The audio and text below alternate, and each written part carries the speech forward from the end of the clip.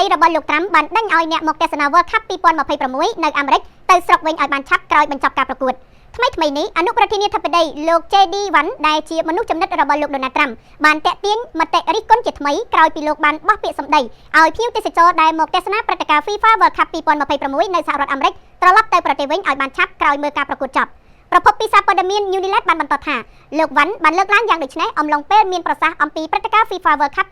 2026ដែលអាមេរិក កាណាដា និងមិចស៊ិកនឹងធ្វើជាម្ចាស់ផ្ទះមន្ត្រីស្ម័គ្រស្មោះរបស់លោកត្រាំរូបនេះបាននិយាយថាលោកមានមោទកភាពណាស់ដែលបានធ្វើជាអនុប្រធានរៀបចំព្រឹត្តិការណ៍នេះឡើងហើយសូមស្វាគមន៍ភ្ញៀវមកពីគ្រប់ទិសទីជុំវិញពិភពលោកឲ្យមកទស្សនាការប្រកួតដោយភាពរីករាយទោះជាយ៉ាងនេះក្តីលោកវ៉ាន់ក៏បានផ្ញើសារព្រមានទុកជាមុនមួយផងដែរថាអំឡុងសន្ទរកថានោះលោកក៏បានសង្កត់ធ្ងន់ថាភ្ញៀវមកទស្សនាត្រូវតែត្រឡប់ទៅប្រទេសកំណើតវិញជាបន្ទាន់ក្រោយពេលការប្រកួតបានបញ្ចប់ទៅប្រសាសន៍របស់លោកនេះហាក់ចង់បញ្ជាក់ឡើងអំពីគោលនយោបាយនៃច្បាប់អន្តរប្រវេសន៍យ៉ាងតឹងរ៉ឹងដោយនៅក្នុងនោះលោកក៏បានបន្ថែមថាអ្នកដែលចាក់ចេញមិនទាន់ពេលវេលានឹងត្រូវជួបជាមួយនឹងរដ្ឋលេខាធិការលោកស្រីណំជាមិនខានត្រង់ចំណុចនេះលោកស្រីណំបានបញ្ជាក់ផងដែរថានៅក្នុងព្រឹត្តិការណ៍ដ៏ធំនោះអាចនឹងមានភ្ញៀវទេសចរមកអាមេរិកជាង2លាននាក់ហើយក្រុមការងាររបស់គាត់នឹងសហការជាមួយនឹង FBI និងភ្នាក់ងារផ្សេងៗទៀតដើម្បីគ្រប់គ្រងសុវត្ថិភាពនៅក្នុងព្រឹត្តិការណ៍នេះគួរបញ្ជាក់ផងដែរថាសេចក្តីអត្ថាធិប្បាយរបស់លោកវ៉ាន់គឺស្របគ្នាទៅនឹងវិធានការនាពេលកន្លងមករបស់លោកត្រាំពាក់ព័ន្ធទៅនឹងបញ្ហាអន្តរប្រវេសន៍រួមទាំងវិធានការនិរទេសមនុស្សទ្រង់ទ្រាយធំចេញពីសហរដ្ឋអាមេរិកផងដែរ